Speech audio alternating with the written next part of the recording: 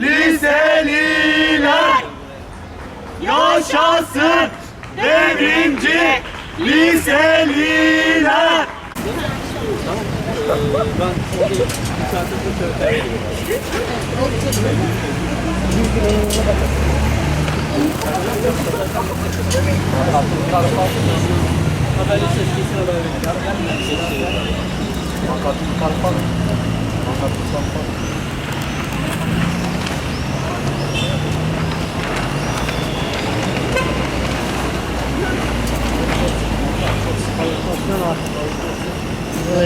Hesaplaşma günü korkunç olacak.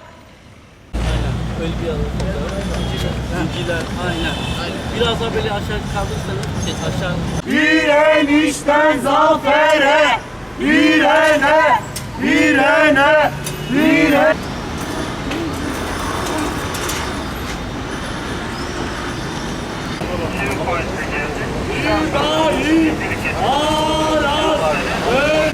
Yarım saat daha mı duracaksınız? Amacınız ne? Belli bir süresi yok. Bir süresi yok. Ama işte sizin yarım saat daha durmanıza onlar izin vermeyecek anladığım kadarıyla. Onlar bugün buraya bu eylemi yapmamıza bile izin vermiyor. Ama izin aldınız herhalde ya. Yaptınız yani şu an. Yani amacınıza ulaştınız öyle değil mi? Yani herkes sizi gördü. Bence 1000'den fazla insan şu an buradan geçerken görmüştür zaten sizi.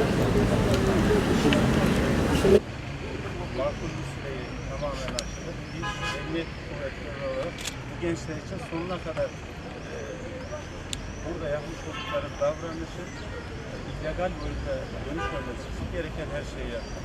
Ama kamunun da zarar görmemesi için, normal hayat akışına devam etmesi için müdahale edip arkadaşlarımızı almak zorunda kaldık.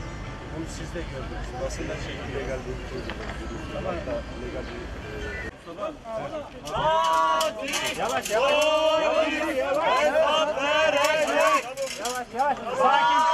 Sakin arkadaşlar, sakin. Sakin. Yavrum. Tamam, bayan arkadaş gelsin, bayan arkadaş. Bayan arkadaş. Yavaş.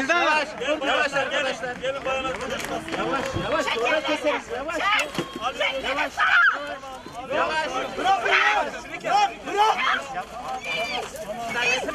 Direnme arkadaşlar, direnme arkadaşlar. Tamam, arıyoruz. Getir arkadaşlar. Kapat şurayı. Kapat şurayı. Kapat şurayı. Tamam, sakin. Tamam. Tamam arkadaşlar. Tamam, bir kişi daha. Tamam.